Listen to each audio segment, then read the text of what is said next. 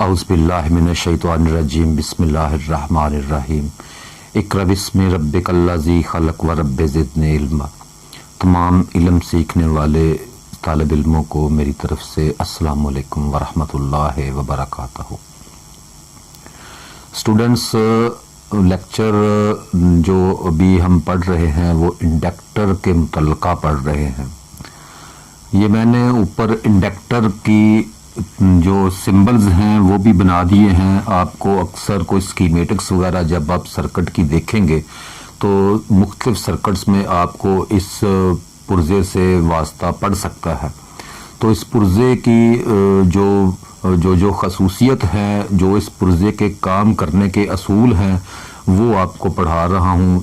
तवज्जो के साथ ज़रा पढ़िए, क्योंकि इस पुर्जे का जो है ना वो थोड़ा सा ज़रा ये थोड़ा समझने वाला पुर्जा है। समझने इसका काम बहुत ज़्यादा है। आजकल की जदीद जो इलेक्ट्रॉनिक्स है ना, तो इस पुर्जे का बहुत ज़्यादा काम उस इलेक्ट्रॉनिक्स में हो रहा है, तो इसे पढ़ना बहुत ज़्यादा ज़रूरी है। मैंने आपको पहले स्टार्टिंग में समझाया है कि इंडक्टर जो होता है उसका नाम इसलिए इंडक्टर रखा जाता है, ये एक कॉइल को कहते हैं, तो उसका नाम इंडक्टर इस वजह से रखा जाता है कि वो इंडक्शन के असूल जो है ना, जो माइकल फैराडे ने इंडक्शन के कवानीन बयान किए थे, उन कवानीन को प्रैक्टिकली बाअमल समझ ले, प्रैक्टिकल उसका अमल करके दिखाता है। तो इंडक्शन का कानून इस पे लागू होता है और इसी की वजह से इंडक्शन का कानून बना और बिल्कुल वही कानून इसके ऊपर लागू होता है, तो इसे कहते हैं हम इंडक्टर। इंडक्शन से लफ्ज निकला हुआ है। याद रखें, दो लफ्ज जितने मैं लफ्ज बोलता हूँ ना, ये आम तौर पर बिल्कुल आम हालात में आपको इन लफ्जों से वास्ता पड़ सकता है और इन लफ्जों को सीखें। और मेमोरी का जो कुलिया होता है ना, वो यही समझने वाला, जो याद रखने वाला कुलिया होता है, वो ये होता है कि आप इंडक्टर को अगर समझते हैं तो फिर इंडक्टर की खसूसियात को समझें। जब खसूसियत का जिक्र हो, जब भी आपके जहन में इंडक्टर का नाम आए तो उसके साथ उसकी खसूसियत आपके इल्म जो है ना मेमोरी में आ जानी चाहिए। और जब आप कहीं इंडक्टर की खसूसियत वाला कोई काम देखें तो फौरी तौर पे आपके जहन में नाम इंडक्टर आ जाना चाहिए। ये इस तरीके से अगर आप अपनी मेमोरी में इसको महफूज करेंगे तो ये बहुत देर तक, ये जो मुश्किल कुलिये होते हैं, ये बहुत देर तक आपके जहन में रहेंगे। मुझे याद रखिएगा, ये जो इलेक्ट्रॉनिक्स है ना, ये उर्दू और पंजाबी में पढ़ाना बहुत ज्यादा मुश्किल है, बहुत ज्यादा मुश्किल। ये सारी अंग्रेजी में ही पढ़ा जा सकता है और अंग्रेजी इतनी पेचीदा रियाजी से पढ़ा जाता है। मैं कोशिश करता हूँ कि उस पेचीदा रियाजी से जो आसान कवानीन है वो बना के, वो उन कवानीन को समझा के, ताकि मैं आपको बता सकूं कि कौन कौन सी वैल्यूज कहाँ कहाँ से आती हैं और क्यों पुट की जाती हैं और फिर कुलिया क्यों बनता है किसी चीज का। तो मैंने आपको बताया कि इंडक्टर का नाम इंडक्शन की वजह से, इंडक्शन उस अमल को कहते हैं जब लाइंस ऑफ फोर्स किसी कंडक्टर से टकराएं और उस कंडक्टर में इलेक्ट्रोमोटिव फोर्स पैदा हो जाए। ठीक है जी, इलेक्ट्रोमोटिव फोर्स जिसका यूनिट आपको पढ़ाया हुआ है कि वोल्ट है, उसमें वोल्टेज इंड्यूस हो जाए, इंड्यूस यानी कि पैदा हो जाए, बन जाए वोल्टेज, वापसी एक मशीन की तरह काम करे। तो इसका ये काम है कि हम इसको बाहर से अगर करंट देते हैं तो इसमें मैग्नेट फ्लक्स बन जाता है और वो फ्लक्स वापसी इसी के ऊपर टकराता है, तो इसमें एक वोल्टेज इंड्यूस कर देता है। क्योंकि ये दो काम कर रहा है। पहला काम तो ये है, ये मिकनातीस बना रहा है। अगर ये मैग्नेट लाइंस उसके ऊपर टकरा के इसके ऊपर बिजली पैदा ना करती तो हम इसको इंडक्टर कभी ना कहते, फिर इसको मैग्नेट, इलेक्ट्रिक मैग्नेट कह सकते थे। अब इलेक्ट्रिक मैग्नेट का दूसरा मसला हमारे सामने आ गया कि यही इलेक्ट्रिक मैग्नेट जब लाइंस ऑफ फोर्स बनाता है तो वही उसी इंडक्टर, उसी कंडक्टरों के ऊपर टकराती है, उन्हीं उसी वायर के ऊपर जो उसके ऊपर लपेटी हुई है, कंडक्टर लपेटा हुआ है, उस कंडक्टर के ऊपर टकराती है, तो उस कंडक्टर में पोटेंशियल डिफरेंस पैदा कर देती है। ठीक है जी। इसको पमाइश, जो इंडक्टर है ना, इसको पमाइश करने की जो इकाई है उसका नाम है जी हेनरी। हेनरी, हे नून रे हेनरी। ये जो तमाम नाम है ना जी, ये जो यूनिट्स के नाम हैं, ये साइंसदानों के नाम पे रखे हुए हैं। ये भी एक साइंसदान था, हेनरी उसका नाम था। ठीक है जी। इसको जाहिर करने के लिए जो लफ्ज इस्तेमाल किया जाता है, उस जो सिंबल इस्तेमाल किया जाता है वो होता है जी एच, हेनरी। हम जब भी इंडक्टर को खरीदने जाएंगे या इंडक्टर की इंडक्शन की खसूसियत को, उस इंडक्टर की वैल्यू को बयान करेंगे तो हमसे पूछा जाएगा ये इंडक्टर किस वैल्यू का है, तो हम जवाब देंगे ये इतने हेनरी का है। समझ लग गई आपको? तो हेनरी इसको पैमाइश करने की जो इकाई है वो हेनरी होती है। अब हेनरी क्या होती है? एक हेनरी जो होती है ना, वो समझ ले इतना बड़ा यूनिट है कि एक हेनरी का मतलब है कि अगर इसको दी जाने वाली करंट, जो इसको करंट दी जाती है, करंट की वजह से ही लाइंस ऑफ फोर्स निकलती हैं, करंट की वजह, क्योंकि कंडक्टर में करंट बहेगी तो लाइंस ऑफ फोर्स बनेगी, लाइंस ऑफ फोर्स बनेगी तो यहां से इकट्ठी होकर निकलेंगी तो इसको ऊपर टकराएंगी। ये सारा एक तरतीब से अमल हो रहा है। आपने तरतीब को नहीं भूलना, ताकि आप ये जो चीज है ना, ये आपके जहन में उथल पुथल ना मचा दे। सबसे पहले हम इसको करंट देते हैं, तो करंट आप जानते हैं कि अगर ये करंट जो है ये फिक्स हो जाए, मतलब अगर इसको डीसी करंट दे देंगे तो लाइंस ऑफ फ्लक्स जब इसको काट के चली जाएंगी तो उसके बाद इस पे कोई इफेक्ट नहीं होगा, तब ये इलेक्ट्रिक मैग्नेट के तौर पर ही काम करेगा, तब इसमें किसी किस्म की कोई इंड्यूस वोल्टेज नहीं हो रहे होंगे।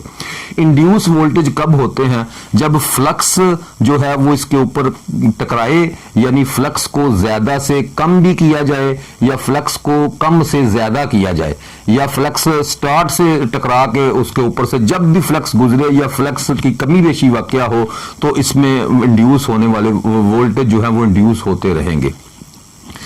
तो इसका सादा सा तरीका यह है कि अगर हम समझ लें, फर्ज कर लें कि मैं एक छोटा सा ग्राफ बना रहा हूं, ग्राफ को आप साथ साथ समझने की कोशिश करें। ग्राफों को समझेंगे तो आप आइसोस्कोप को पढ़ पाएंगे, वरना आप आइसोस्कोप को कभी नहीं पढ़ पाएंगे।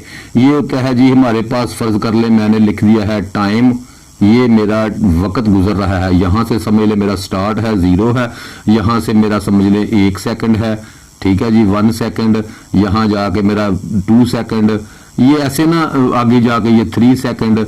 मतलब अगर मैंने समझ ले कि किसी चीज को 3 सेकंड दिखाना है कि ये 3 सेकंड के बाद फला काम हुआ, तो मैं वो काम यहां से शुरू करूंगा, ठीक है जी। 2 सेकंड के बाद 2 वाली लाइन, ये इस तरफ से ग्राफ जो है एक चीज को जाहिर करता है और दूसरी तरफ से ग्राफ उसका जो अमल हो रहा है उसको जाहिर करता है। 2 चीजों को हम जाहिर करते हैं।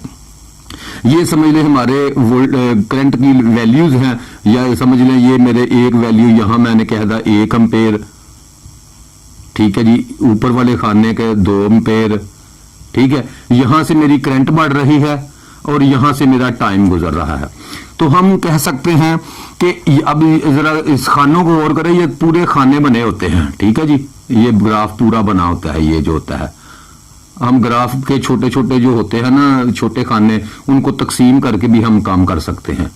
मतलब हमारे पास फर्ज करें ये ग्राफ जो बना है, तो इस यहां नुक्ते पे अगर मेरी लाइन हो, यहां नुक्ते को मैं बयान करना चाहूं तो मैं कह सकता हूं 2 सेकंड के बाद 1 एम्पेयर करंट, ठीक है ना, 2 सेकंड के बाद 1 एम्पेयर करंट, या मैं कह सकता हूं 1 सेकंड के बाद 2 एम्पेयर करंट, यहां अगर इस नुक्ते को बयान करूं, ठीक है। चूंकि करंट ने 0 से शुरू होना है, तो अगर करंट बढ़ती हुई अगर यहां तक पहुंच जाए, इसका मतलब है कि करंट जो है ना वो 1 सेकंड में 1 एम्पेयर, करंट 1 सेकंड में तब्दील होती हुई 1 एम्पेयर तक करंट जो है वो इसमें इंड्यूस जो बिजली जो वोल्टेज हो रहे हैं वो 1 वोल्ट इंड्यूस कर दे, तो इस कॉइल की जो इंडक्टेंस है ना उसको कहेंगे 1 हेनरी। ठीक हो गया। इस कॉइल की इंडक्टेंस वैल्यू, इंडक्टर की इंडक्टेंस वैल्यू याद रखें, इंडक्टेंस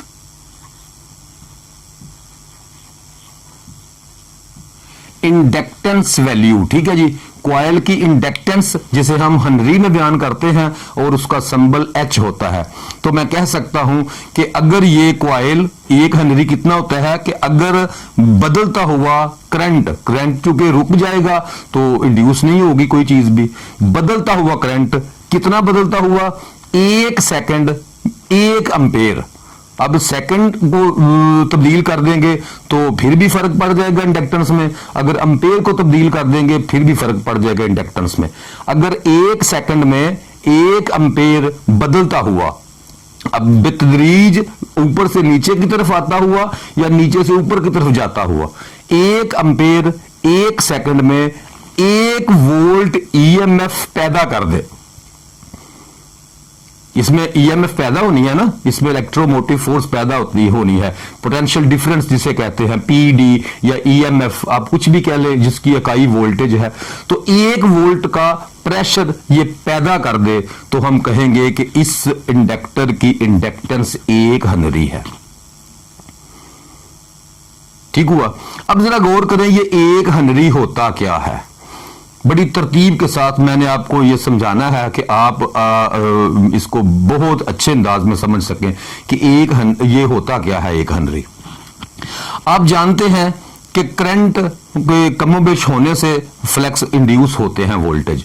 अगर करंट, मैं बार बार कह रहा हूं, अगर करंट एक जगह पे स्टिल खड़ी रहेगी तो वोल्टेज इंड्यूस नहीं होंगे। यानी कि अगर इसको डीसी सप्लाई देंगे तो ये इंडक्टर नहीं है, डीसी सप्लाई देंगे तो ये इंडक्टर नहीं है। इसका सिर्फ एक ही नुकसान हो सकता है कि जब इसको फ्लक्स देंगे, जब डीसी सप्लाई का स्विच ऑन करेंगे तो जब स्टार्टिंग से जो फ्लक्स निकलेगी वही टकराएगी, उसके बाद फ्लक्स जितनी करंट होगी उतनी फ्लक्स निकल रही होगी, ना फ्लक्स कम होगी, ना करंट कम होगी, ना फ्लक्स कम होगी। तो फ्लक्स एक अंदाज में ही उसके ऊपर टकराएगी तो उसके बाद इंड्यूस नहीं होगे, उसके बाद ये इलेक्ट्रिक मैग्नेट के तौर पर काम करेगा। लेकिन चूंकि स्टार्टिंग में इंड्यूस होके वापसी इसने एक झटका देना है वापस जो इसके ऊपर, तो एक समझ ले जितनी देर में करंट बेतदरीज बढ़ के अपनी मैक्सिमम पोजीशन पे गई उतनी देर तक कर समझ लें इसमें से जो फ्लक्स निकलती रही वो उतनी देर तक इसमें ईएमएफ पैदा होता रहा। और वो ईएमएफ जो होता है वो जरूरी नहीं होता कि वो जो वोल्टेज अप्लाइड, जो इसके ऊपर अप्लाइड किए जा रहे हैं, जितने वोल्टेज दे के इसकी 1 एम्पीयर करंट बनाई जा रही है वो वोल्टेज उसी वोल्टेज के बराबर हों। वो वोल्टेज उससे कई गुना ज्यादा भी हो सकते हैं, वो वोल्टेज उससे कम भी हो सकते हैं। वोल्टेज का आपस में कोई तल्लक नहीं। अप्लाइड शुदा वोल्टेज, जो दिए जाने वाले प्रेशर और निकलने वाला प्रेशर, ये मुख्तलिफ हो सकता है। हम इसलिए दिए जाने वाले वोल्टेज की बात नहीं कर रहे, हम दिए जाने वाली करंट की बात कर रहे हैं कि अगर 1 एम्पीयर तब्दील होता हुआ करंट 1 वोल्ट का ईएमएफ पैदा कर दे तो हम कह सकते हैं कि ये इंडक्टर की वैल्यू 1 हेनरी है। 1 हेनरी बहुत बड़ी वैल्यू होती है, याद रखिए। 1 हेनरी का कॉइल, जो 1 हेनरी का इंडक्टर होगा वो बहुत बड़ा भी होगा, और बड़ा ना भी हुआ तो वो ये वैल्यू बहुत ज्यादा बड़ी है। समझ ले साइज में भी इंडक्टर काफी बड़ा बन जाएगा।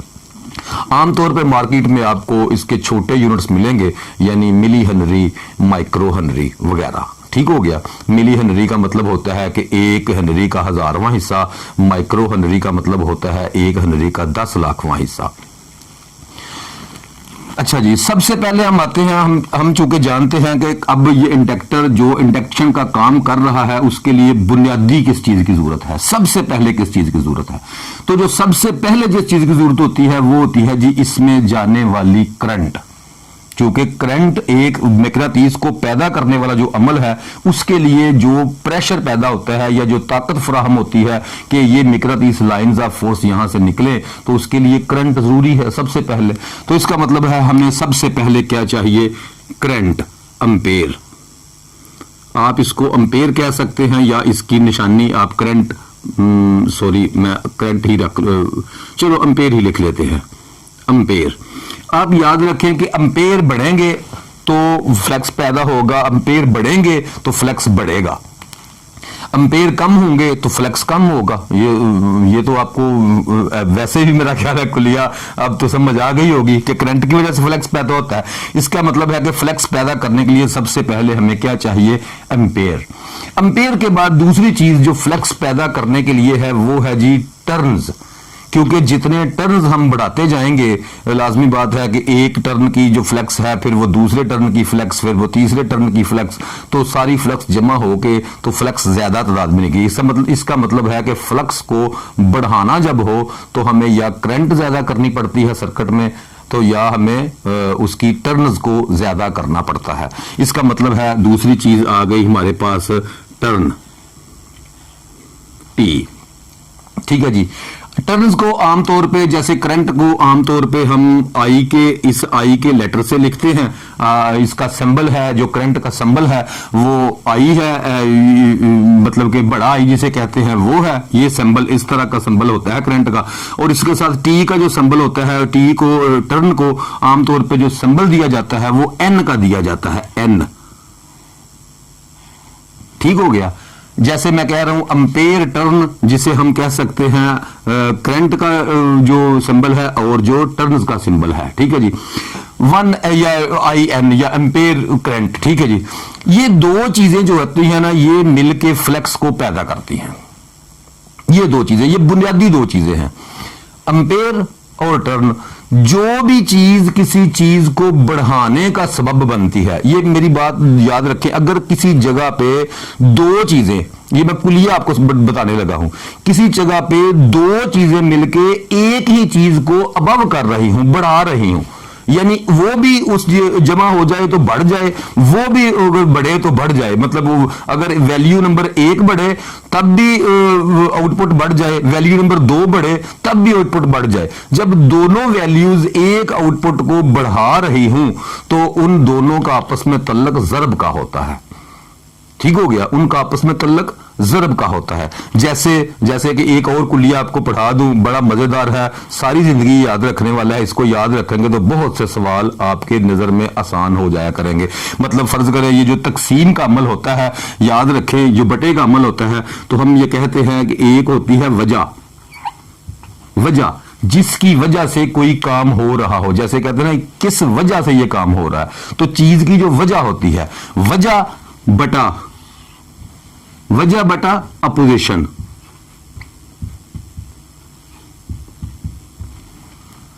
अपोजिशन क्या होती है? जो वजह जो काम करवाने का सबब बन रही होती है, जो जवाब में, जो चीज भी जवाब में बन रही है उसको बढ़ाने का सबब बन रही है वजह, और अपोजिशन जो जवाब में चीज आ रही है उसको कम करने का सबब बन रही है। अपोजिशन जो होती है वो वजह की मुखालफत करती है, तो जो मुखालफत करती है उसको हम कहते हैं अपोजिशन। और वजह बटा अपोजिशन बराबर क्या होता है? असर। जो चीज बन रही होती है, जो असर जो निकल रहा होता है वो होता है। ये आप ज़हन में रखें हमेशा, वजह बटा अपोजिशन बराबर असर होता है। ठीक है जी।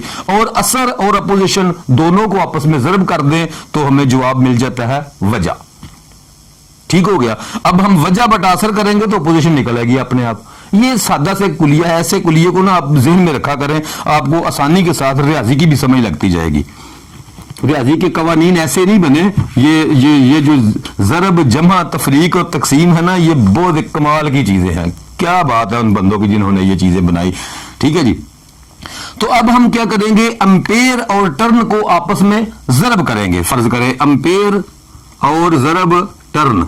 अब ये दो चीजें हमारे पास आ गई हैं। दो चीजें क्या कर रही हैं? फ्लक्स को पैदा करने का सबब बन रही हैं।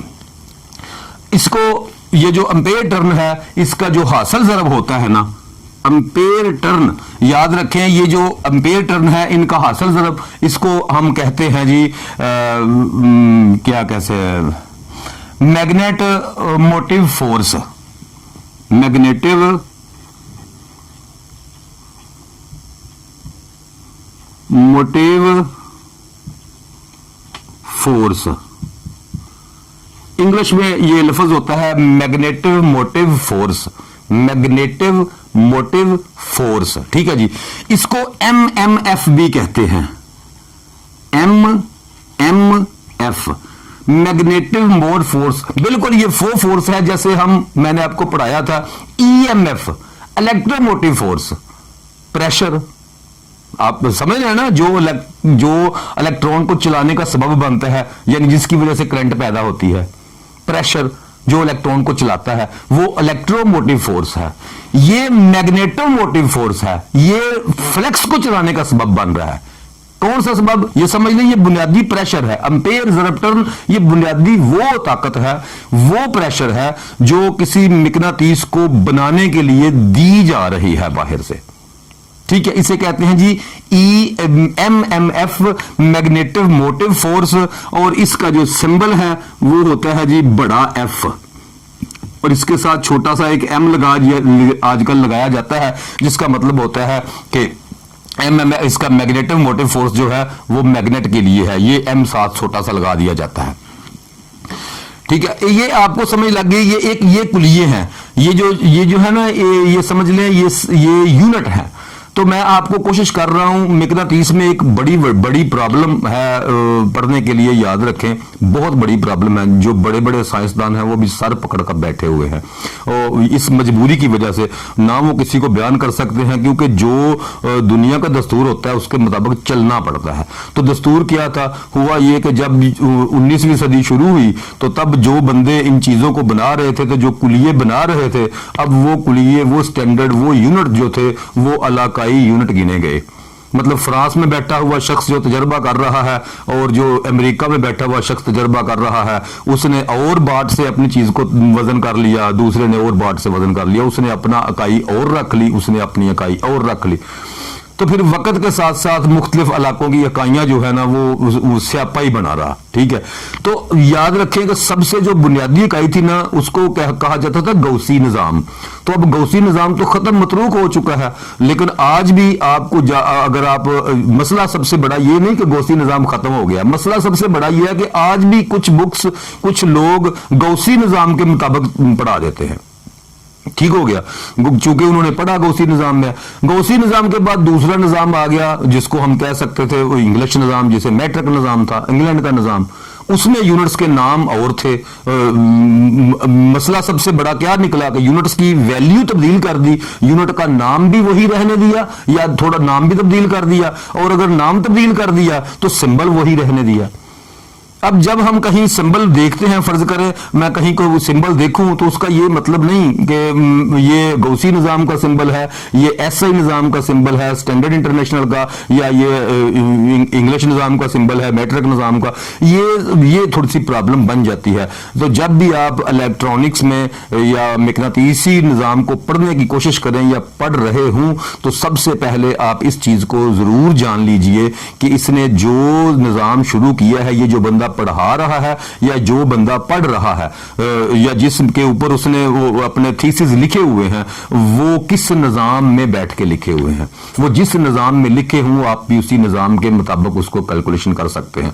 तो अब नया निज़ाम जो है, जो अब स्टैंडर्ड इंटरनेशनल जो है, जिसके मुताबिक पूरी दुनिया चल रही है, मैं आपको स्टैंडर्ड इंटरनेशनल के मुताबिक ही पढ़ा रहा हूं, लेकिन स्टैंडर्ड इंटरनेशनल में काफी ज्यादा जो कुलिये जिसने 2 साल पहले कुछ कॉलेज में पढ़ा है, वो शायद परेशान हो जाए कि यार ये तो मैंने नहीं पढ़ा था। तो अब थोड़ी थोड़ी चीजें तब्दील हो गई हैं।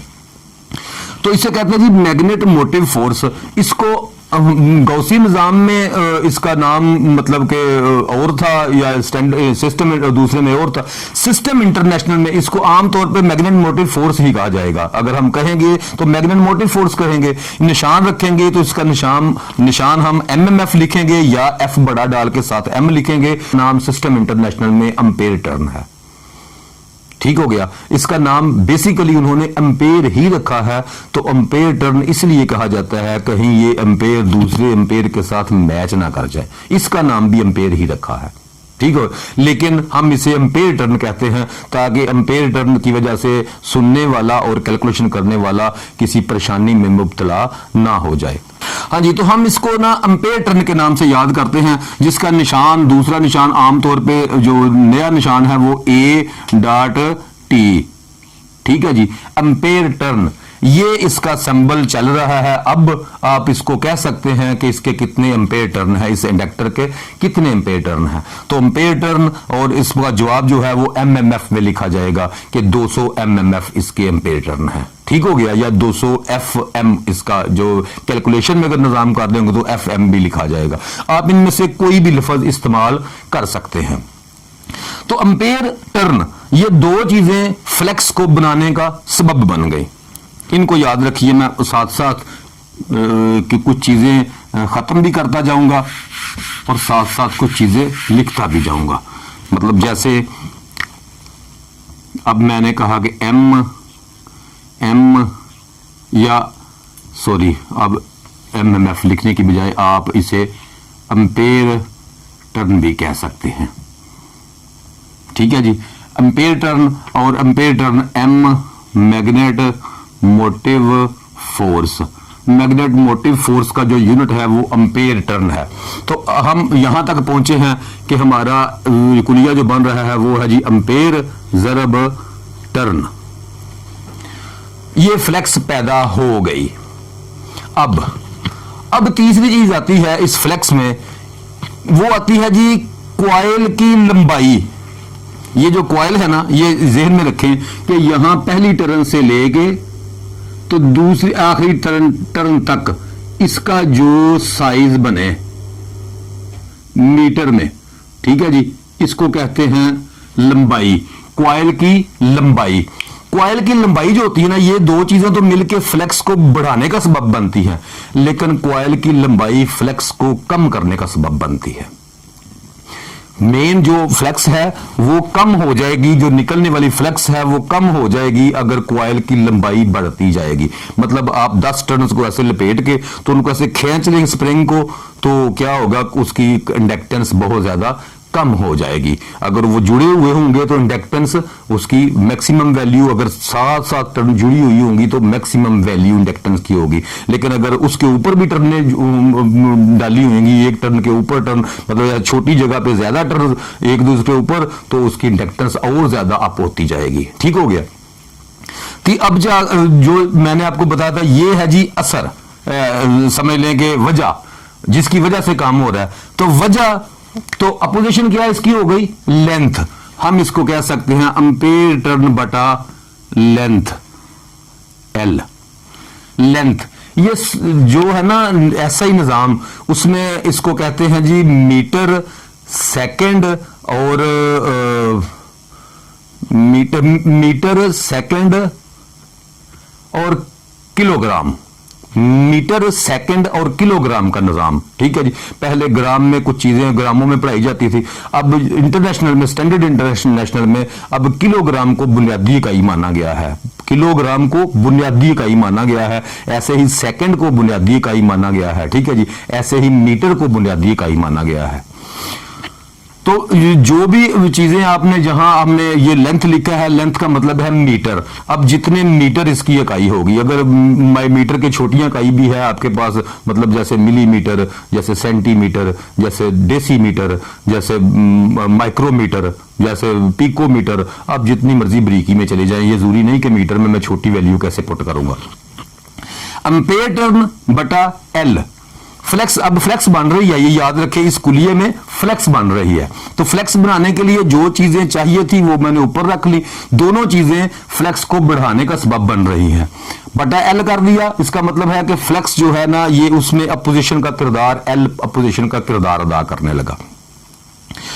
तो जब हम इसको बटा एल करेंगे, अब साथ साथ मैं दूसरे कुलिये भी पढ़ाता जा रहा हूं, इस कुलिये को लंबा करते जाएंगे, लेकिन साथ साथ इस कुलिये के जो सेकेंडरी यूनिट्स निकलते हैं उन यूनिट से भी आपको तारुफ करवाता जा रहा हूं, ताकि आपको कभी हिसाब किताब करने के दरमियान गड़बड़ का सामना ना करना पड़े। तो जब हो जाएगा ना जी एम्पेयर, याद रखें, एम्पेयर ज़रब टर्न बटा लंबाई, यहां तक कुलिया पहुंच गया, यहां तक ये जो मैंने ऊपर लिखा हुआ है बटा लंबाई। तो जवाब क्या, इन चीजों को अगर हम कैलकुलेशन करेंगे तो जो भी जवाब निकलेगा, जो भी जवाब निकलेगा उसे हम कहेंगे magnetising force.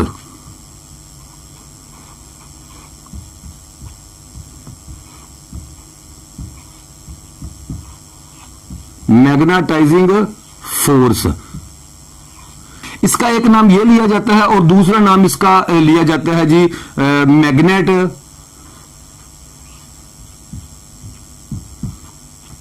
Magnet field strength.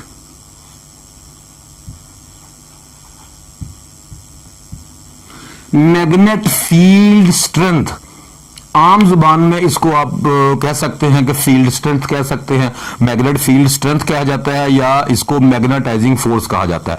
यानी कि वो ताकत, अब ये वो ताकत निकल आई है, वो ताकत जो मिकनातीस को बनाने के लिए कारआमद है, वो ताकत जो मिकनातीस को बनाने के लिए कारआमद है, उस वो ताकत जो मिकनातीस जो है ना उसको समझ लें कि लास्टली जो जो फ्लैक्स निकल रही हैं वही फ्लैक्स हैं अब हमारे पास, जो समझ लें कि यही कार ये जो फोर्स लगेगी तो मैग्नेट बनेगा।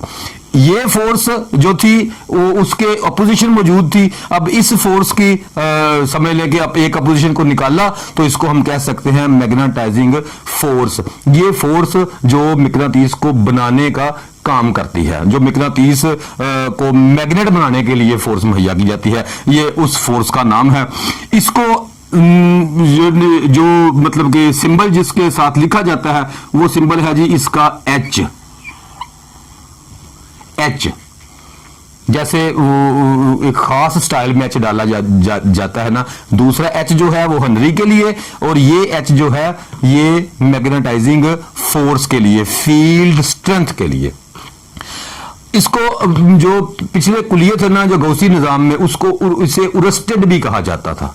क्या कहा जाता था? उरस्टेड। लेकिन अब सिस्टम इंटरनेशनल में इसको उरस्टेड नहीं कहा जाता। सिस्टम इंटरनेशनल में इसका नाम जो है, एच का नाम जो है, इसको आम जुबान में हम अगर दूसरे इसका कोई नाम रखेंगे, जैसे बोलने के लिए तो हमारे पास है कि इसकी फील्ड स्ट्रेंथ कितनी है, तो हम कहेंगे, इसका जवाब देंगे तो क्या कहेंगे, कितनी है, तो हम कहेंगे 80 बटा मीटर।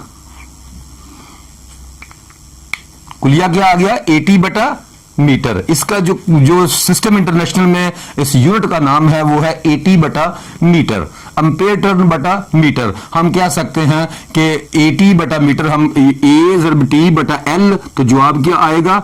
एच। एच हम कह सकते हैं कि हमें को पूछा जाए जब कि इस मिकनातीस की मैग्नेटाइजिंग फोर्स कितनी है या इस मिकनातीस की मैग्नेट फील्ड स्ट्रेंथ कितनी है, तो हम ऐसे कुलिया निकाल के कह सकते हैं। उसके आगे कुलिया के आगे हम कह सकते हैं, फर्ज करें कि जो भी निशानी है, फर्ज करो 272 एच, तो जुबान में हम क्या इसके क्या कहेंगे? एच, या इसे लिखने के लिए एच इस्तेमाल करेंगे, या हम 272 ए टी बटा एम इसको लिखेंगे। ये इसके लिखने का कुलिया है। ठीक हो गया। इसे कहते हैं जी मैग्नेटाइजिंग फोर्स। अब बन गई हमारे पास मैग्नेटाइजिंग फोर्स। हमने ये दो चीजें जमा की तो हमारे पास आ गई मैग्नेट। अब याद रखें हमारे पास आ गया एच। इन सब दो चीजों को मिलाने के बाद हमारे पास आ गया एच। हम इससे आगे कुलिये से आगे चलते हैं। कितने गया डस्टर? अच्छा जी, मैग्नेटाइजिंग फोर्स यहां भी लिख लें ताकि आपको समझ लगती जाए। एच किसको कहते हैं हम? A T M. ठीक हो गया। या इसे कहेंगे हम मैग्नेटाइजिंग फोर्स या फील्ड स्ट्रेंथ। आगे आगे हम एच पे, हमारे पास ये कुलिया निकल के इसका जवाब आ गया हमारे पास एच, तो हम आगे आ जाते हैं जी एच पे। एच से आगे क्या करेंगे?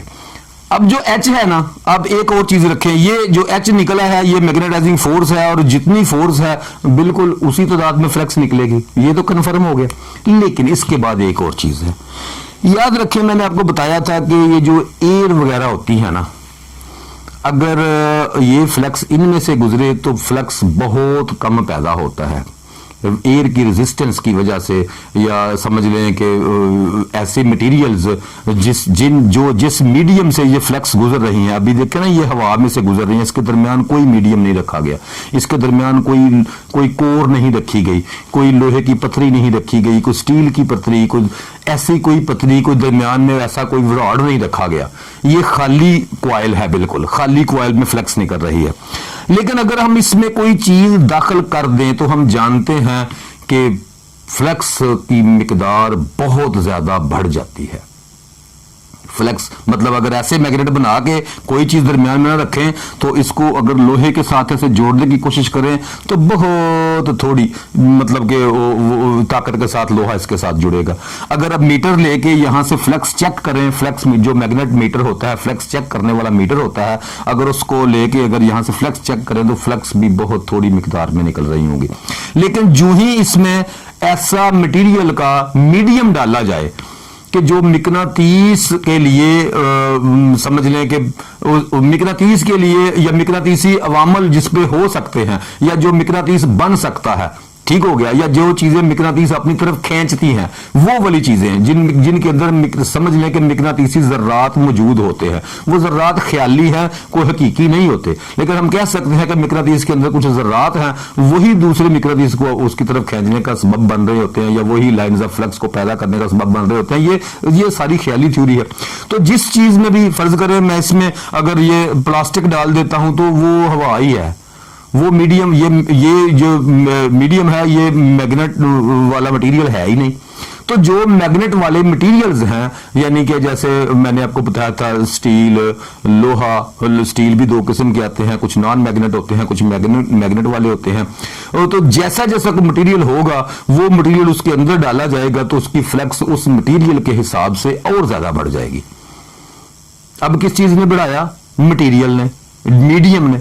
तो मीडियम जो होता है ना उसको कहते हैं, जो भी मीडियम उसके अंदर रखें उसकी जितनी भी फ्लक्स में इजाफा करे, जितने गुना फ्लक्स में इजाफा करे, हम कहते हैं कि इस मीडियम की परमीएबिलिटी बहुत ज्यादा है। ठीक हो गया।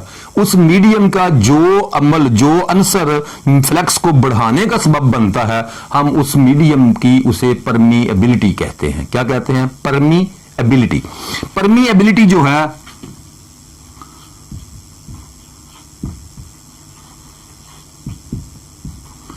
परमीएबिलिटी जो है इसका निशान आता है जी, सिंबल जो होता है वो होता है यू, छोटा यू।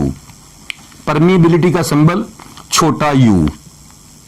अब यू जो है वो क्या कर रहा है? वो फ्लक्स को ज़रब दे रहा है। फर्ज करें 100 लाइंस ऑफ फ्लक्स निकल रही हैं और अगर मैंने यहां समझ ले कि परमीबिलिटी मैंने कोई भी रखी इसमें, तो उसने उस 100 को 1000 फ्लक्स कर दिया, तो इसका मतलब है इसकी परमीबिलिटी ज्यादा है। ठीक हो गया।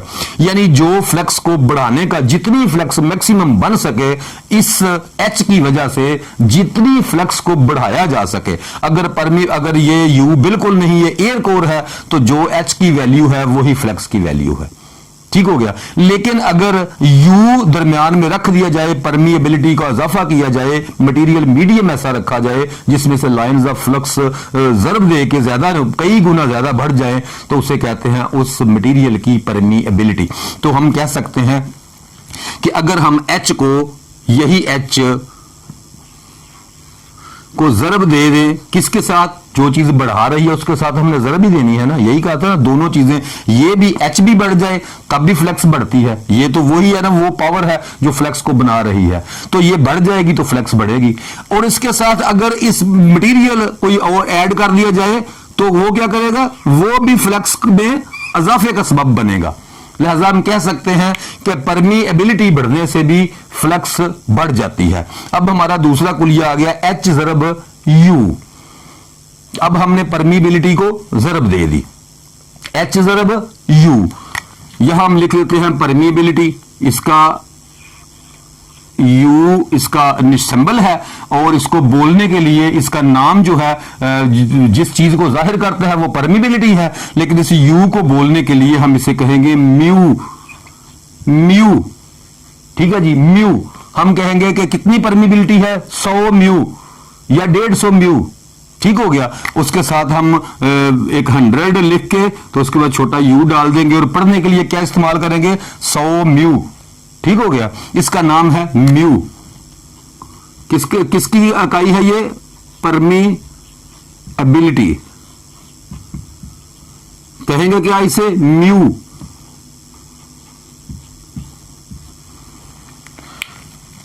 परमीएबिलिटी बढ़ने से फ्लक्स बढ़ जाती है। अब हमने मतलब कि एच ज़रब यू कर दिया तो हमारे पास आ गया जी फ्लेक्स, वो वाली ताकत जो मैक्सिमम फ्लेक्स जो निकल रही है, वो वाली ताकत जो मैक्सिमम फ्लेक्स निकाल रही है। याद रखें, अब फ्लेक्स हमारी आ गई बहुत ज्यादा तादाद में। ये फ्लेक्स का जो निशान है ना, फ्लेक्स को पढ़ने के लिए उसका निशान जो है वो फाई का निशान है, इसे आमतौर पे फाई का निशान कहते हैं, ठीक है जी, फाई। लेकिन ज़हन में रखिएगा कि इसका नाम, जो इस निशान का नाम है प्रॉपर चैनल, वो फाई है, जबकि इस निशान जहां भी कहीं ये निशान पड़ा हुआ हो और इसके साथ अगर छोटा एम बना हुआ हो तो इसका मतलब है कि ये मैग्नेट फ्लेक्स को जाहिर करने के लिए फाई का लफ्ज इस्तेमाल किया जा रहा है। तो फाई जो होती है ये मैग्नेट फ्लेक्स होती है, और फ्लेक्स, मैग्नेट फ्लेक्स अगर 10 करोड़ हो जाए, अगर मैग्नेट फ्लेक्स 10 करोड़ हो जाए तो उसे कहेंगे 1 वेबर फाई। ठीक हो गया, 1 weber. 1 weber 10 crore lines of force को 1 वेबर के बराबर होती है, उसका कुलिया होता है 1 वेबर। ठीक है, ये याद रखना है। फ्लेक्स जो, जब भी हम फ्लेक्स की तादाद लिखेंगे तो हम कह सकते हैं, अगर ये फ्लेक्स, मतलब फर्ज करें मेरे पास 10 crore lines of force flux बनी है, तो मैं उसे कह सकता हूं, आप पूछ सकते हैं भाई कितनी फ्लेक्स है, तो मैं कह सकता हूं 1 WB वेबर, 1 वेबर। अगर फ्लेक्स की निशानदेही कहीं करनी हो तो मैं यहां पे फाई का निशान लिखूंगा कि फ्लेक्स 1 वेबर है, मतलब फ्लेक्स 10 करोड़ है। 10 crore lines of force 1 weber के बराबर होती हैं। मतलब आप समझते हैं, आपको मैंने पहले बताया था कि जब कोई conductor 10 crore lines of force को 1 सेकंड में कता करे तो उसके ऊपर कितना प्रेशर पैदा हो जाता है, 1 वोल्ट का। 1 वोल्ट का पोटेंशियल डिफरेंस पैदा हो जाता है, या 1 वोल्ट का EMF पैदा हो जाता है। तो याद रखें, यहां वेबर का मतलब है 10 करोड़, यानी हम कह सकते हैं कि जब कोई कंडक्टर 1 वेबर फ्लेक्स को कता करे, 1 सेकंड में 1 वेबर फ्लेक्स को कता करे, तो उसके ऊपर 1 वोल्ट का प्रेशर पैदा हो जाएगा। ये जो फ्लेक्स को पैमाइश करने की इकाई है, उसका निशान है, उसको हम कहते हैं, निशान उसका होता है फाई, और इसका नाम होता है जी वेबर, जिसको हम W और छोटी b के साथ इस्तेमाल करते हैं। ठीक है जी, ये फ्लेक्स को पैमाइश करने का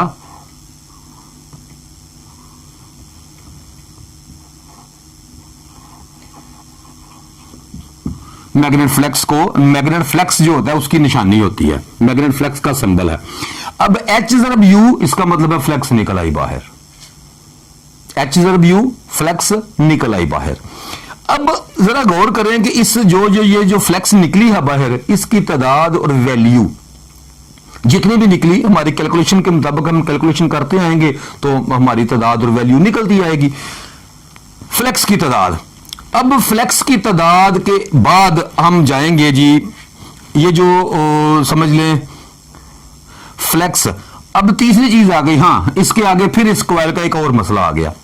फ्लेक्स जो निकल रही है, अब हमें ये नहीं पता कि वो फ्लेक्स जिस रास्ते से निकल रही है उसका जो एरिया है, जिसे हम कहते हैं क्रॉस सेक्शनल एरिया, मतलब अगर इसके ऊपर वायर, ये जो मैंने सिलेंडर खड़ा किया है, इसके ऊपर अगर वायर लपेटी हुई होगी तो जहां से फ्लेक्स, इसका मतलब है इस कोने से फ्लेक्स निकल रही है, तो मैं ऐसे ऐसे घुमा के देखूंगा तो ये जो चीज होगी ये मेरा एरिया होगा। ठीक है जी, जो क्वाइल का, जैसे मैं टर्न देता हूं, अगर ये टर्न, मैं एक टर्न इसको दिखाऊंगा, अगर फर्ज करो तो एक ये गोल टर्न ऐसे बन जाएगी, ये 2 सिरे, तो गोल टर्न के अंदर अंदर जो रकबा होगा इसको हम कहेंगे क्रॉस सेक्शनल एरिया। इसका रकबा, इस गुलाई का, या ये चौरस क्वाइल है तो इसका लंबाई ज़रब चौड़ाई, अगर गोल क्वाइल है तो क्या कहेंगे, कुतर ज़रब पाई आर बटा 4, तो इसका रकबा निकल आएगा। ये बिल्कुल सादा सा कुलिया है गोल तारों की पैमाइश करने के लिए, मैं पहले भी पढ़ा चुका हूं आपको। तो अब आ गया इसका जो होता है ना क्रॉस सेक्शनल एरिया। याद रखिएगा कि क्रॉस सेक्शनल एरिया जो है ना वो भी बहुत ज्यादा फर्क डालता है फ्लेक्स के ऊपर, क्योंकि हमारी कैलकुलेशन उस वक्त तक नहीं होगी, हमारा फ्लेक्स एरिया बहुत ज्यादा हो और फ्लेक्स जहां से निकल रही हो तो हम क्या महसूस करेंगे, कितनी फ्लेक्स की तादाद तो हमें पता चल जाएगी, इतनी फ्लेक्स निकल रही है। लेकिन एरिया के हिसाब से उसे काउंट किया जाएगा, क्योंकि जैसे जैसे एरिया बढ़ता जाएगा वैसे वैसे फ्लक्स बढ़ती जाएगी। ज़हन में आ गई बात। एरिया बढ़ने से भी फ्लक्स बढ़ जाती है, एरिया बढ़ने से फ्लक्स बढ़ जाती है। तो क्या होता है, हाँ जी सॉरी ये थोड़ा गलती हो गई है, यहां ना फ्लक्स नहीं आना, यहां आना है जी बी। बी क्या चीज होती है? बी होती है जी फ्लक्स डेंसिटी। फ्लक्स डेंसिटी क्या होती है? फ्लक्स डेंसिटी का मतलब ये होता है कि जितनी फ्लक्स निकल, अब ये जो फ्लक्स निकली है ये, इसके बाद हमें इसका एरिया देखना है कि ये किस क्रॉस सेक्शनल एरिया से निकल रही है, ये वाली फ्लक्स कितने क्रॉस सेक्शनल एरिया से निकल रही है। क्योंकि हमें इससे पहले एरिया का, हमने अभी तक एरिया को पुट नहीं किया, हमें नहीं पता, तो हम जानते हैं कि एरिया बढ़ने से फ्लक्स बढ़ जाती है।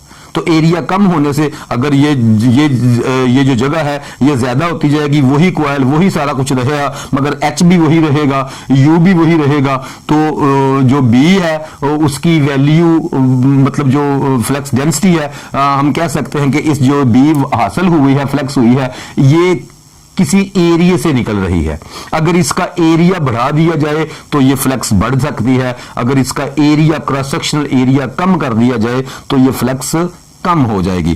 तो हम बी का मतलब होता है जी ये जो इसकी फ्लक्स डेंसिटी। फ्लक्स डेंसिटी का ये जो समझ लफ्ज है इसको कहते हैं जी बी, फ्लक्स डेंसिटी।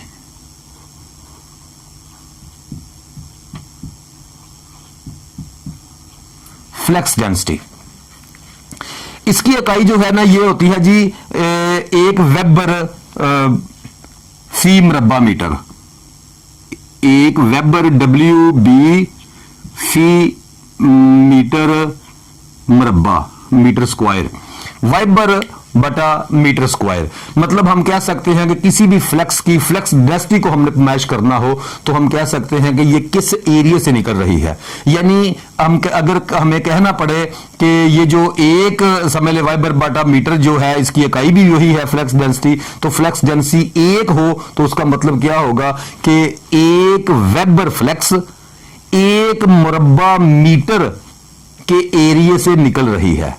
एक मुरब्बा मीटर के एरिया से अगर एक वेबर फ्लक्स निकल रही हो तो हम कहेंगे इसकी फ्लक्स डेंसिटी जो है ना, उसको आमतौर पे पहले जो यूनिट था उसमें शायद गास कहा करते थे, लेकिन ये 2-3 यूनिट मिल गए हैं तो बड़ी अजीब सी कंफ्यूजन हो गई है। हाँ जी, बी की इकाई जो है ना इससे कहते हैं जी टेस्ला। ये जो नई इकाई आई है ना इसे कहते हैं जी टेस्ला। इसको टी से भी लिख दिया जाता है आमतौर पे, टेस्ला। जब हम कहेंगे कि इस कॉइल की जो फ्लक्स निकल रही है इसकी फ्लक्स डेंसिटी क्या है तो हम कह सकते हैं कि इतने टेस्ला इसकी फ्लक्स डेंसिटी है, इतने टेस्ला। ठीक है जी, टेस्ला इकाई है फ्लक्स डेंसिटी की। ठीक है, तो अब बी हमारे पास आ गई, तो बी क्या होती है? वेबर, या वेबर स्केल एक वेबर पर एक मीटर स्क्वायर से निकल रही हो तो हम फ्लक्स निकल रही हो तो हम कहेंगे कि इसकी फ्लक्स डेंसिटी एक टेस्ला है। लेकिन अगर जो फ्लक्स हमारे पास आ रही है, अब हमने इसका एरिया, क्रॉस सेक्शनल एरिया मालूम करना है। Cross sectional area, cross sectional area जितना भी हो मीटर में, हर सारी इकाइयां या मीटर में या सेकंड में या जिसको कह सकते हैं किलोग्राम में। किलोग्राम तो यहां आना ही नहीं, लिहाजा मीटर या सेकंड। जहां कहीं अगर आपने टाइम नोट करना है तो सेकंड में कहीं पुट करना है, जहां कहीं लंबाई या कोई पैमाना चौड़ाई वगैरह या क्रॉस सेक्शनल एरिया वहां मीटर में। तो मीटर कौन सा? Metre square. ठीक हो गया, मतलब एक मुरब्बा मीटर, एक मीटर नहीं, मीटर ज़रब मीटर इसे कहते हैं, एक मुरब्बा मीटर। तो अब बी की वैल्यू आगे आ जाएं, बी की वैल्यू से हम क्या करेंगे? ज़रब देंगे किसको? एरिया से। Area, cross sectional area. Area जहां ए लिखा हुआ हो या एरिया लिखा हो आम हालात में तो हम इसे मीटर स्क्वायर ही पढ़ेंगे कि एक मीटर स्क्वायर। तो एरिया, अब बी को एरिया से ज़रब दे दें तो जवाब क्या आ जाएगा? फ्लक्स। यहां फ्लक्स बाहर निकल आई। ठीक हो गया। मुकम्मल तौर पे। अब हम जब भी फ्लेक्स की फ्लेक्स डेंसिटी चेक करेंगे तो फ्लेक्स बटा ए कर देंगे तो हमारे पास फ्लेक्स डेंसिटी आ जाएगी, फ्लेक्स बटा फ्लेक्स डेंसिटी कर देंगे तो हमारे पास क्रॉस सेक्शनल एरिया आ जाएगा। आपको पता है कि ज़रब का उल्ट जो होता है वो तकसीम होता है और तकसीम का उल्ट जो होता है वो ज़रब होता है। अब ये सारे कुलिये को समझने की कोशिश करें। अभी तक ये जो कुलिये मैंने आप तफसील के साथ आपको समझाया है, तो लिखने के लिए इस कुलिये को कैसे इस्तेमाल करेंगे हम? लिखने के लिए हम इस कुलिये को ऐसे इस्तेमाल कर सकते हैं कि एन क्या होगा? टर्न्स। ठीक हो गया। अब लिखने के लिए एन टर्न्स, ज़रब टर्न को हम ज़रब कर देंगे किसकी चीज के साथ? एम्पेयर के साथ। सॉरी, इधर कर लें, एम्पेयर ज़रब टर्न। ठीक हो गया। उसके बाद हमने क्या चीज पुट की? एम्पेयर ज़रब टर्न, और बटा क्या किया हमने? फिर पुट किया हमने एल बटा एल। ठीक हो गया। इकट्ठा, अब मैं कुलिये को इकट्ठा कर रहा हूं, एम्पेयर ज़रब टर्न बटा एल, तो हमारा बन गया था ये एच। सब में जो भी बन गया एच बन गया हमारे पास। एच के साथ हमने पुट कर देना है क्या चीज जी? म्यू, इसकी परमीबिलिटी। परमीबिलिटी पुट कर दी, ज़रब कर दी परमीबिलिटी को, जो भी जवाब बना उसके साथ परमीबिलिटी पुट कर दी। परमीबिलिटी पुट करने के बाद हमने पुट किया इसमें क्या? एरिया।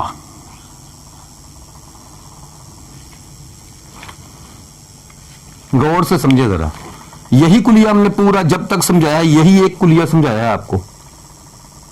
तो जवाब क्या आ गया? फ्लेक्स। समझ में आ गई बात? दूसरी चीज, इससे हम आगे निकलेंगे। ये कुलिया इसका जेन्युइनली है नहीं, ये फ्लेक्स का कुलिया है, ये निकल आया, सॉरी, ये फ्लेक्स के लिए कुलिया दुरुस्त हो गया। अब इसके आगे हम चलते हैं, चूंकि हमने मालूम करनी है इसकी इंडक्टेंस वैल्यू। अभी ये फ्लेक्स बनाने का कुलिया बना है हमें, अभी हमने इंडक्टेंस वैल्यू नहीं निकाली। इंडक्टेंस वैल्यू क्या है कि एक एम्पीयर करंट तब्दील होते 1 सेकंड में तब्दील होता हुआ 1 वोल्ट ईएमएफ पैदा करे। तो हमने तो अभी तो फ्लेक्स बनी है, अभी हमने फिर वापसी उसको, वो फ्लेक्स ने उसके ऊपर टकराना है, तो टकराने के बाद जो पमैश होनी है उसे हमने कहना है वोल्ट। तो क्या करेंगे? अब जरा गौर करें, यहां से हम फौरी तौर पे क्या काम करते हैं समझने की कोशिश करें। मैं एम्पेयर को फर्जी तौर पे खत्म कर देता हूं। समझ लें मैंने इसे अभी इस सारे सिस्टम को अभी करंट नहीं दिया, सॉरी, ये एल को आगे लिख दूं जरा। समझ लें कि अभी मैंने इसको करंट, बाकी कुलिया दुरुस्त हो गया, लेकिन जब भी करंट दूंगा ये काम करेगा। ये तो दुरुस्त हो गया ना, मैंने अभी करंट नहीं दी, मेरी मर्जी, अभी नहीं दी, ठीक है, अभी थोड़ी देर बाद करंट देंगे। तो अब जब करंट नहीं दी अभी, तो क्या हुआ? करंट हमें पहले हमने करंट दी थी फ्लेक्स बनाने के लिए, फ्लेक्स बन गई, मैग्नेटिस बन गया, तो मैग्नेट, इलेक्ट्रिक मैग्नेट तो बन गया। लेकिन हमने मालूम करना है कि इलेक्ट्रिक मैग्नेट जो है वो वापसी उसकी फ्लक्स जो है उसके ऊपर टकरा के, जिसको हम कहते हैं सेल्फ इंडक्टेंस। ठीक है जी, किसी कॉइल की सेल्फ इंडक्टेंस, अपने ऊपर वही अपनी पैदा हुई फ्लक्स अपने ऊपर टकरा के खुद ही बिजली बना देना, इसको कहते हैं सेल्फ इंडक्टेंस। इंडक्टेंस का अमल उसके अपने खुद पे हो गया तो उसको कहते हैं सेल्फ इंडक्टेंस। तो सेल्फ इंडक्टेंस के लिए अभी हमारी फ्लक्स बनी है, सेल्फ इंडक्टेंस हमने मालूम करनी कि इसकी सेल्फ इंडक्टेंस कितनी है। तो हमने यहां से एम्पेयर खत्म किए तो साथ ही फ्लक्स खत्म हो गई, एम्पेयर खत्म किए तो फ्लक्स खत्म हो गई। ठीक हो गया। अब एक फर्जी सोच लें, ये फ्लक्स तो जो भी बनी एम्पेयर जब भी देंगे फ्लक्स निकल आएगी। तो अब ये जो फ्लक्स है, गौर करें जरा, ये फ्लक्स इन टर्न्स के ऊपर टकरानी है, ये फ्लक्स इन टर्न्स के ऊपर टकरानी है, तो क्या बनना है? वोल्टेज। फ्लक्स की वैल्यू अगर 10 करोड़ होगी तो 1 सेकंड में अगर टकराएगी तो क्या होगा? 1 वोल्ट पैदा हो जाएगा। अगर फ्लक्स की वैल्यू यहां 1 वेबर हो गई तो, अगर 1 वेबर ना हुई तो वोल्टेज कम बन जाएंगे, यही होगा ना, और तो कुछ नहीं होगा। हाँ, लेकिन जब करंट देंगे तब फ्लक्स बनेगी, जब फ्लक्स बनेगी तब इन टर्न्स के ऊपर टकराएगी। किसके ऊपर टकराएगी? टर्न्स के ऊपर। अब जितनी टर्न्स फ्लक्स बनाने के लिए हैं उतनी ही टर्न्स उसको जो है फ्लक्स को काटने के लिए हैं। एक जैसी टर्नें हैं, लिहाजा अगर टर्न्स एक जैसी हैं तो हम यहां पे फिर एक टर्न की वैल्यू लगा देंगे। क्या हो गया? टर्न जरब टर्न्स जरब यू जरब एरिया बटा एल, तो जवाब क्या आ जाएगा?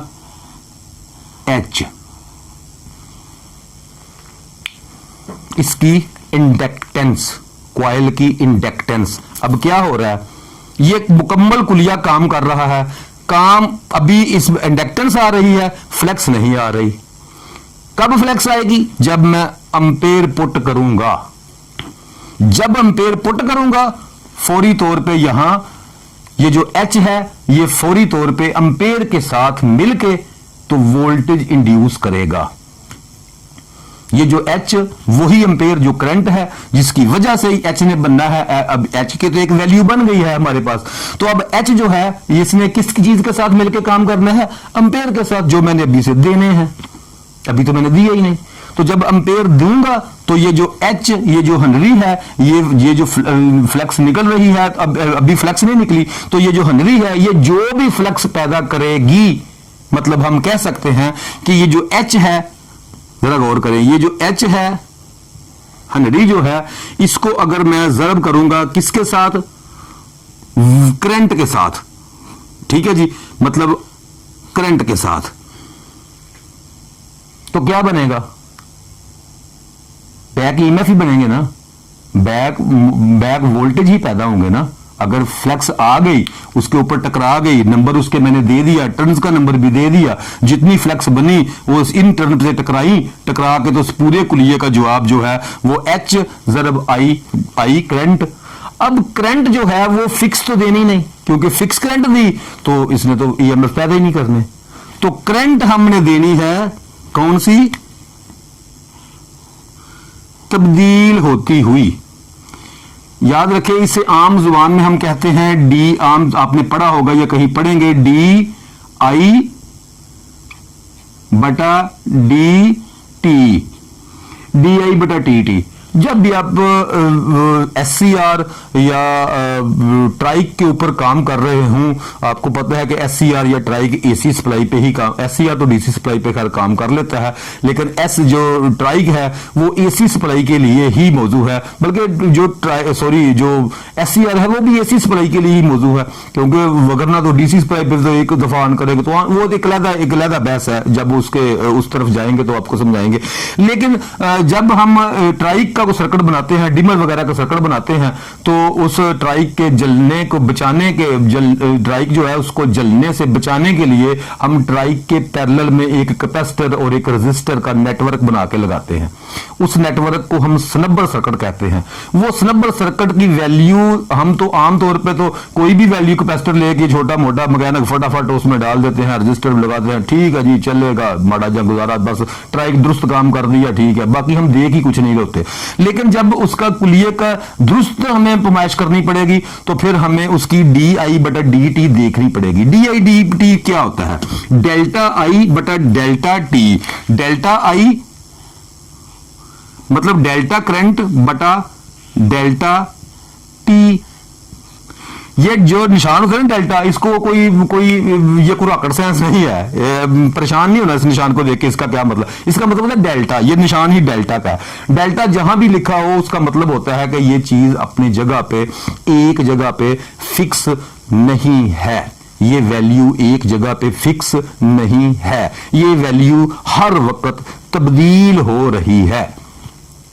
तो मैंने आपको स्टार्टिंग में पढ़ाया था कि 1 एम्पीयर करंट तब्दील होते हुए तो इसमें फ्लक्स बना ईएमएफ पैदा ही उस वक्त करनी है जब करंट तब्दील हो रहा हो, या थोड़े से इजाफे की तरफ जा रहा हो या इजाफे से थोड़े की तरफ आ रहा हो। ठीक है, जब भी करंट अपनी जगह पे मुस्तहकम हो जाएगा, खड़ा हो जाएगा, ईएमएफ बंद हो जाएगी। तो इसका मतलब यह है कि डेल्टा आई का मतलब यह है कि ऐसी करंट जो अपनी जगह पे रुकी हुई नहीं है, और उसके नीचे हमने डेल्टा टी लिख दिया है। डेल्टा टी का मतलब है टाइम, वक्त। ठीक हो गया कि वक्त भी रुका हुआ नहीं है, इसका सेकंड चल रहे हैं। तो हम इसे कह सकते हैं कि करंट पर second, 1 ampere per second, delta T. इसको हम जवाब इसका लिखेंगे तो हमें ये इसका जवाब आएगा वोल्ट, इंड्यूस शुदा वोल्ट। यही हम ढूंढ रहे थे ना, इंड्यूस शुदा वोल्ट। जब ये कुलिया लगाएंगे एच के साथ तो इंड्यूस शुदा वोल्ट बाहर निकल आएंगे। इसको हम दूसरे तरीके से ये भी कह सकते हैं कि एच हेनरी ज़रब एम्पेयर पर सेकंड बराबर वोल्ट। यहां अब हमने एम्पेयर देने हैं तो इस हेनरी ने ये वोल्टेज आउटपुट कर देने हैं। ठीक हो गया, समझ लग गई। ये कुलिया कहां से निकला है, ये बिल्कुल छोटा सा, आमतौर पे आप जब भी इसको पढ़ने की कोशिश करेंगे बस ये कुलिया मिलेगा। इसको छोटा करने के लिए और छोटा करने के लिए कुलिया को क्या लिखा जाता है, ये 2n एक जैसे हैं तो इसको खत्म करके n की ताकत को 2 कर दिया जाता है कि n ज़रबे n। ठीक है जी, टर्न ज़रब टर्न बट ज़रब म्यू ज़रब एरिया बटा लेंथ, टर्न ज़रब टर्न ज़रब म्यू, इसके अंदर जो भी रखा है, अगर कोई चीज नहीं रखी तो म्यू की एक वैल्यू है। हवा के लिए म्यू की एक वैल्यू है जिसके कांस्टेंट कहा जाता है कि अगर कोई चीज नहीं, ये खाली है तो फिर म्यू की वैल्यू आपने कांस्टेंट रखनी है। जो कांस्टेंट वैल्यू है म्यू की वो आती है जी गालबन, तो मेरे पास लिखी हुई थी, म्यू की कांस्टेंट वैल्यू होती है जी 4 ज़रब पाई आर। यहां लिख लेता हूं कांस्टेंट। अगर आपने कॉइल में किसी किस्म की कोई परमिबिलिटी के लिए कोई भी मैग्नेट मटेरियल नहीं रखा, मतलब फ्लक्स की जो दरमियान में गुजरने का मीडियम है वो हवा है या कोई प्लास्टिक है या लकड़ी है, जो ऐसा कोई भी मटेरियल जो मैग्नेट के लिए मौजू नहीं है या मिकनातीसी अवामल जिसमें नहीं है, अब वो रखेंगे तो वो हवा ही तस्वर होगी। और हवा या नॉन मैग्नेट जो भी मटेरियल है उनके लिए जो यू की वैल्यू होगी परमिबिलिटी की, वो हमेशा एक कांस्टेंट रखी जाएगी और कांस्टेंट की वैल्यू होती है जी 4 ज़रब पाई आर, 4 ज़रब पाई आर, सॉरी मैं कह रहा हूं पाई जो होती है ये आपको मैं दसूं, ये भी मतलब कि एक कुलिया रियाजी का एक कुलिया है। किसी भी दायरे का मुहीत बटा कुतर करें तो जो जवाब आता है वो हमेशा एक जैसा ही होता है, क्योंकि दायरे का जब मुहीत बढ़ाते जाएंगे तो उसका कुतर भी बढ़ता जाएगा और कुतर बढ़ाएंगे तो मुहीत भी बढ़ता जाएगा। मुहीत कहते हैं दायरे के लपेट को, कुतर कहते हैं दायरे की चौड़ाई को। कोई भी दायरा याद रखें, जैसे जैसे दायरा, जैसे दायरे में 360 डिग्रियां ही होती हैं, बेशक वो इतना सा हो बेशक इतना बड़ा हो, उसकी एंगल जो होते हैं वो 360 होते हैं। बिल्कुल इस तरह ही जैसे दायरा छोटा हो या बड़ा हो, उसका मुहीत और कुतर के दरमियान जो आपस में रिश्ता है वो सिर्फ रिश्ता एक फिक्स वैल्यू होती है और वो होती है पाई, जिसको आम अंदाज में हम 3.14 लिखते हैं। आप जो कैलकुलेटर हैं, मतलब कि ये जो थोड़े ज्यादा पढ़े लिखे वाले कैलकुलेटर हैं, आप उन कैलकुलेटर साइंटिफिक कैलकुलेटर, आप उन कैलकुलेटर में से पाई की दुरुस्त वैल्यू देख सकते हैं। ठीक है, इसका मतलब है 4 पाई और बटा 1 करोड़।